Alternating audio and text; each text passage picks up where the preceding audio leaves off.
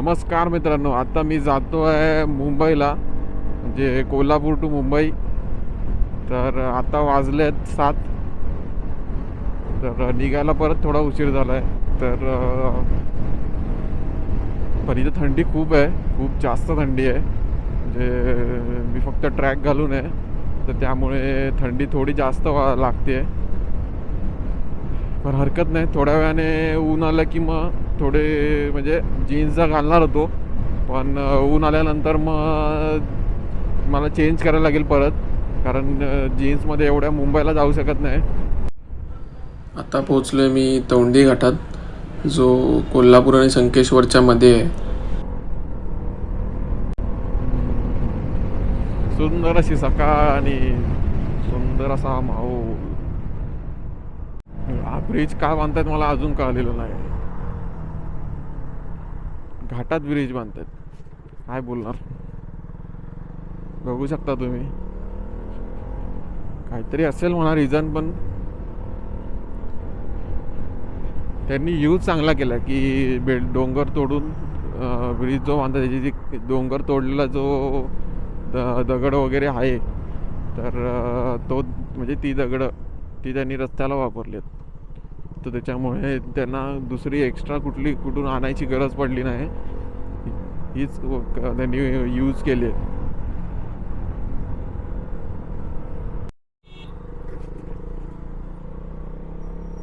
सकाळी जे आपण ट्रॅव्हल करतो ना, जे सकाळी जे ट्रॅव्हलिंग होतं, त्या ट्रॅव्हलिंगमध्ये तसं ट्रॅव्हलिंग दुपारी वगैरे होत नाही तेवढं. किंवा जरा ऊन बरं वाटलं.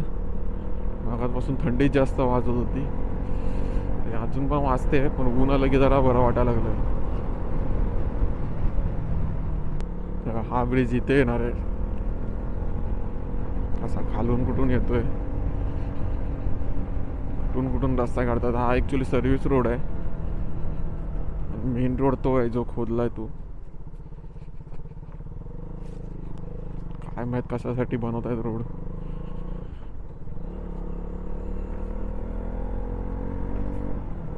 रस्ता खराब झाला आहे.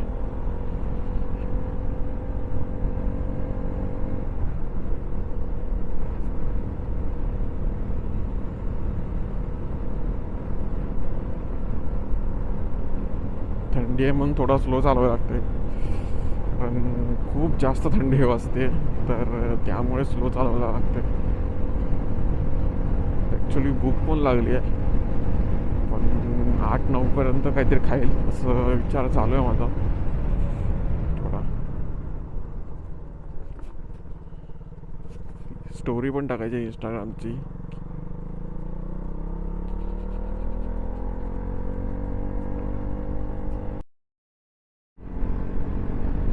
बघा, बघू शकता तुम्ही, हा सर्व्हिस रोड आहे.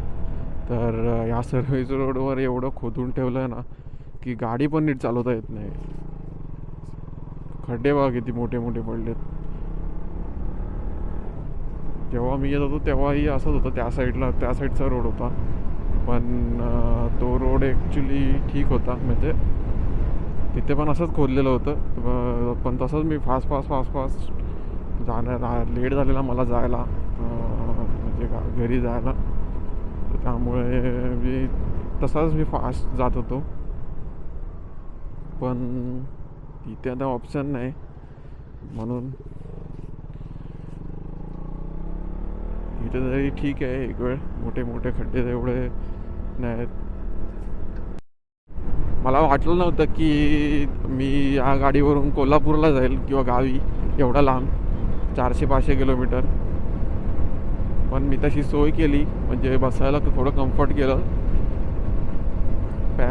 बॅग वगैरे अशी बांधली आहे मागे नीट, की जेणेकरून पाठीला काही त्रास होणार नाही.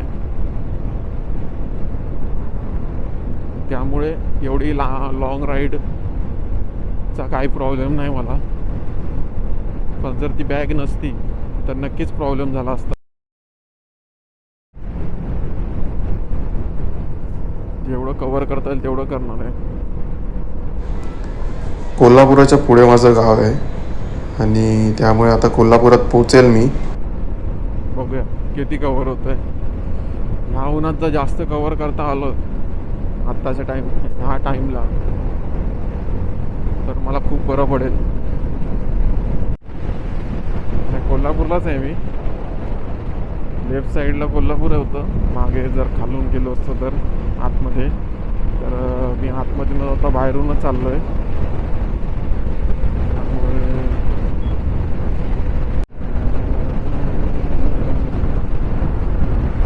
मस्त वाटतंय. 9 वाजलेत ऑलमोस्ट, म्हणजे 9 नाही 8:30पर्यंत, 8:30 वाजलेत.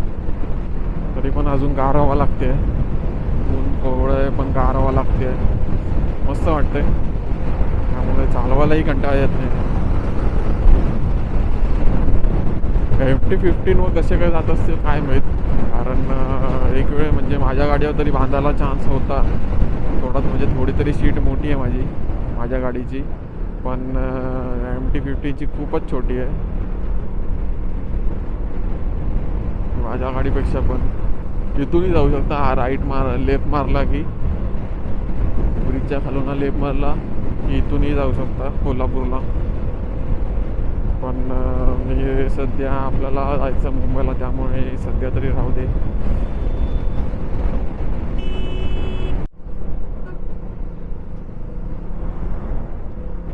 हा ब्रिज तर फक्त सरळ जात असू दे म्हणजे मिळवलं, नाहीतर मग मला परत उलटं यायला लागेल जर हा ब्रिज राईटला गेला.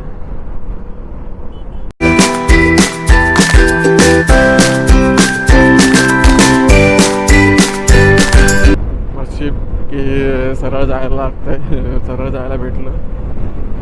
पण हरकत नाही. सकाळी तरी मी टाकी फुल केलेली, पण त्यामुळे अजून परत तरी 1 लिटर पण नीट यूज झालेलं नाही आहे. त्यामुळे काय एवढं वाटत नाही. पण बघूया.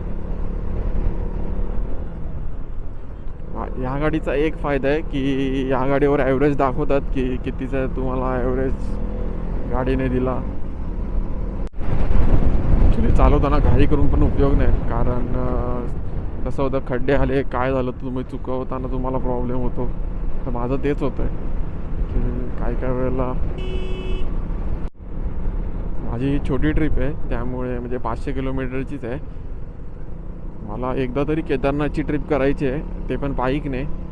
पण ह्या बाईकवर कितपत बरोबर होईल ते त्याची काही आयडिया नाही मला. तर त्यामुळे बघूया. पण सोबत कोणा तिकडे सोलो ट्रिप जाऊ शकत नाही, कारण सोबत असेल तर ती ट्रिप म्हणजे एवढी लांब असेल ट्रिप तर म्हणजे तुम्हाला कंटाळा येणार नाही.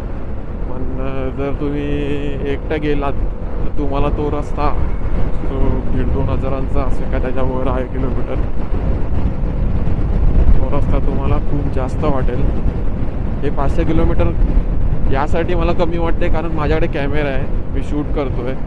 तर त्यामुळे थोडं बोलणं चालणं होऊन, म्हणजे बोलून वगैरे बोलतो वगैरे तुमच्याशी, तर त्यामुळे एवढं वाटत नाही. पण जर केदारनाथची ट्रिप केली तर ती ट्रिप मला जर एकटा गेलो तर मला ती खूप जास्त मोठी वाटेल, आणि त्यामुळे मला त्या ट्रिपला तेवढी मजा येणार नाही जर एकटा गेलो तर. यासाठी बघूया. तर जेवढं होता येईल तेवढं मला, म्हणजे जर सोबत कोण भेटलं तर बघायचं आहे. कारण मित्रांबरोबर केलेली जी ट्रिप आहे ती आणि सोलो ट्रिप यात खूप फरक आहे. त्यामुळे जिथे मित्र असते तिथे मजा असते, आणि ट्रिप तर खूप जास्त एन्जॉय करता येईल मला.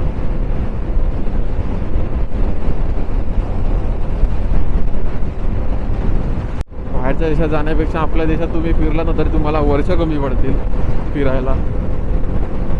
एवढे फिरायला आपल्या देशातच. तर त्यामुळे फिरा, मजेत राहा. आत्ता वाजलेत, आता एक म्हणजे 8:45 झालेत, तरी पण थंडी वाजते मला, कारण गार वातावरण आहे, अजूनही गार वातावरण आहे. तर म्हणूनच मी सकाळी निघालो, कारण गावावरनं निघताना तुम्हाला मॉर्निंगला निघायला लागेल, कारण म्हणजे तुम्हाला हे अशी थंडी मिळते, थंड वातावरण मिळतं. जेणेकरून तुम्ही त्या वातावरणात जेवढं जास्त ट्रॅव्हलिंग करता येईल तेवढं करू शकता आणि थकतही नाही तुम्ही. पण उन्हात जर तुम्ही म्हणजे 11-12च्या दरम्यान जर मुंबईला तुम्ही असता आत्ता, तर कदाचित मुंबईला हेच वातावरण मुंबईला तुम्हाला गरमीचं थोडं मिळालं असतं. म्हणजे थोडी गरमी चालू झाली असती थोडी. जेवढी मला आत्ता थंडी वाजते तेवढी थंडी तरी नक्कीच वाजली नसती. त्यामुळे इकडचं वातावरण खूप छान आहे.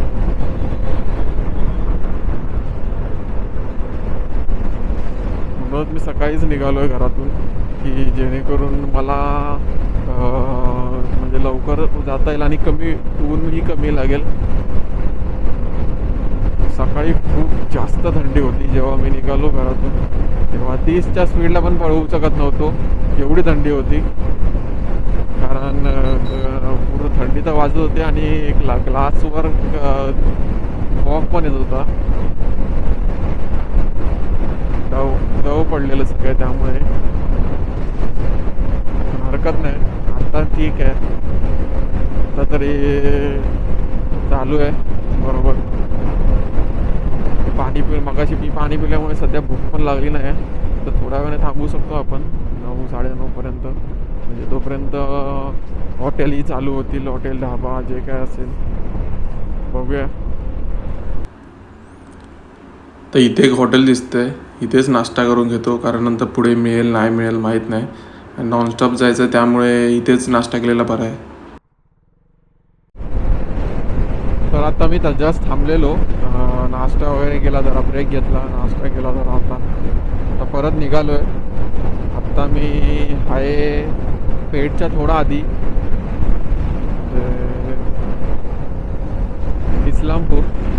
इस्लामपूरच्या थोडा मागे आहे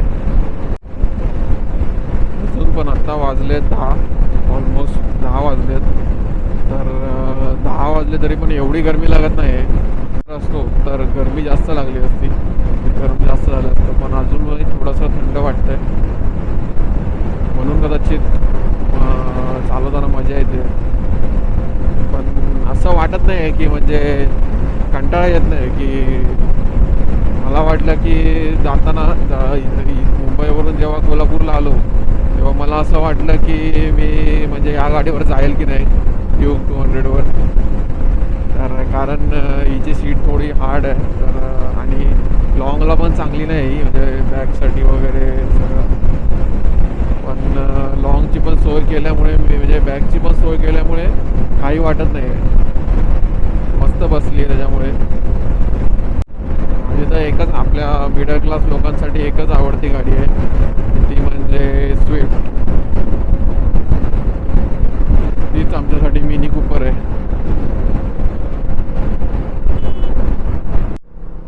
आता मी जस्ट कराडमध्ये पोहोचलो आहे. तर किती वाजले तर कराडला, मला 10:30 वाजले कराडला यायला. आता बघूया, अजून तरी 300-325 किलोमीटर आहे बाकी आहे. बघूया, 1पर्यंत मला नाही वाटत पोहोचेल, 4-5 होतील असा अंदाज आहे. 3पर्यंत जरी गेलो तरी चालेल, पण बघूया.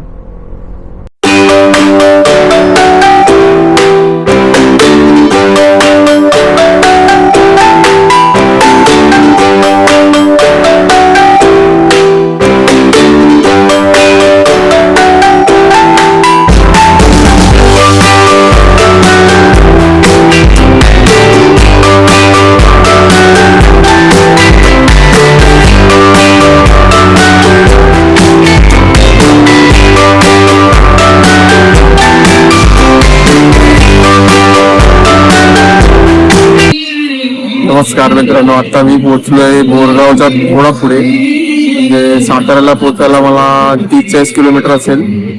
तर म्हणून आता थोडा छोटा एक ब्रेक घेण्यासाठी थांबलोय. कंटिन्यू 100 किलोमीटर चालवलं, पण आता ब्रेक.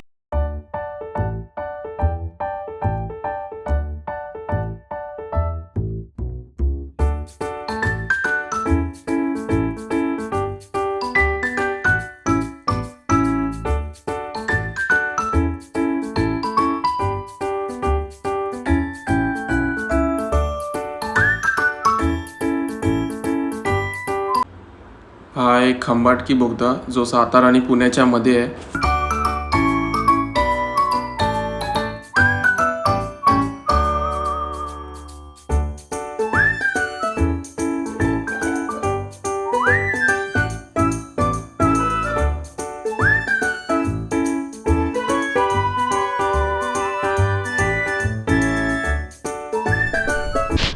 तुम्ही फक्त व्ह्यू बघा, किती मस्त व्ह्यू आहे तो.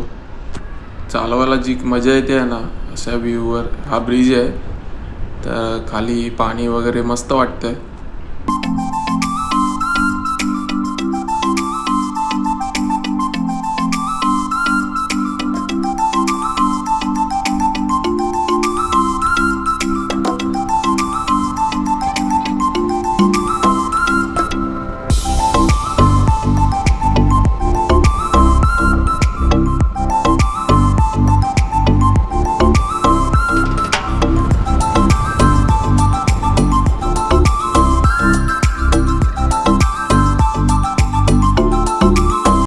इथे मी जेवायला थांबतोय कारण लास्ट टाइम पण मला वाटतं जाताना मी इथेच थांबलेलो.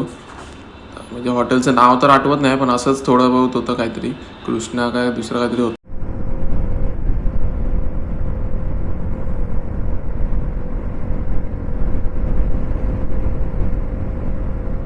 वेलकम टू कात्रज बोगदा. मस्त थंडगार वाटतंय यार. सावून गेलं तर राहावंच वाटतंय. कात्रज बोगदा एक नंबर. बोगदा असा पाहिजे. काय मस्त बोगदा आहे. नवीन कात्रज बोगदा आहे. त्यामुळे काम उत्तम केलं आहे. चालवायला पण तेवढीच मजा येते.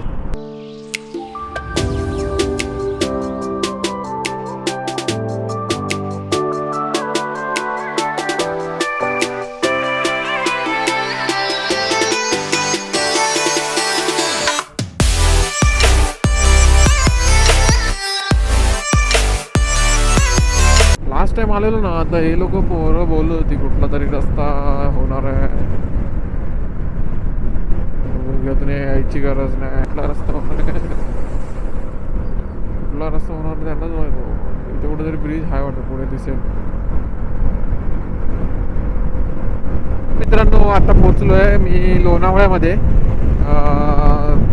100 किलोमीटर राहिले मुंबई फक्त. तर बघूया.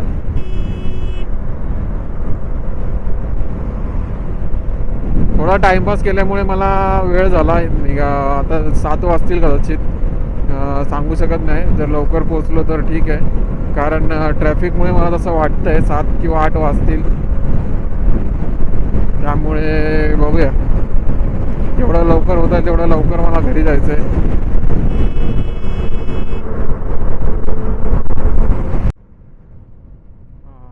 संध्याकाळ आहे. एक नंबर संध्याकाळ. बाईक चालवताना जर असं कवळं ऊन आलं तर अजून काय पाहिजे. अशी संध्याकाळ असेल ना तर बाईक चालवायला पण मजा येईल. कंटाळा येणारच नाही, बिलकुल कंटाळा येणार नाही. असं वाटतं इथेच कुठेतरी थांबून हा व्ह्यू एन्जॉय करता यावा. पण जास्त थांबलो तर मग लेट होईल असं पण आहे. त्यामुळे या व्ह्यूचा आनंद घेऊ शकत नाही मी. जो काय आनंद घ्यायचा आहे तो फक्त बाईक चालवतच, थांबून नाही. थांबलो तर मग झालाच लेट म्हणून समजा. इथून एंट्री आहे खंडाळा तलावाची. हा खंडाळा तलाव. आत्ता तर सुंदर वाटत होतं तिथे बसायला खंडाळा तलावाला. आत्ता इथे पूर्ण भरलं असेल, कारण संध्याकाळचा व्ह्यू म्हणजे बघायला म्हणजे भरपूर जण हे करत असतील. हा उंट आहे, उंटीन नाही.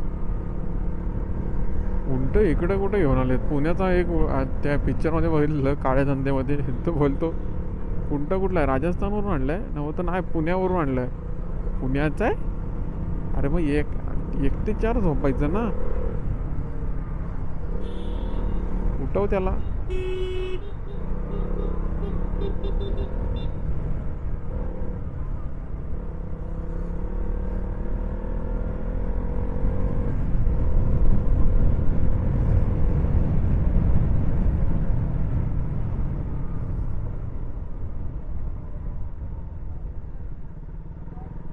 आता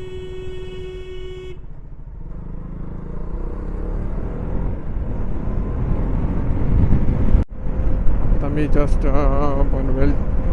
पनवेलमध्ये ॲक्च्युली आज लेट झाला खूप जास्त. त्या दिवशी गावी जसं गावी लेट झाला तसंच इथेही लेट झाला. पण पोचलो एकदाचा. फक्त 40 आहे, अर्धा तास लागेल असं. माहीत होतं मला लेट होणार म्हणून, कारण मी मगाशीच मोठा ब्रेक घेतला. जर तो ब्रेक घेतला नसता ना तर मी थोडा अजून लवकर पोचलो असतो. पण हरकत नाही, 9 तरी वाजतील असं मला वाटतंय. कारण आत्ताच एवढा अंधार झाला तर इथं आत्ताशी पनवेलमध्ये आहे मी. तर माहीत नाही किती वाजेपर्यंत तरी घरी पोचेल. आजचा ब्लॉग मी इथेच एंड करतोय. त्यामुळे भेटूया अशाच पुढच्या ब्लॉगमध्ये. निरोगी राहा, राईडला जा आणि राईड एन्जॉय करा. चला भेटूया पुढच्या ब्लॉगमध्ये.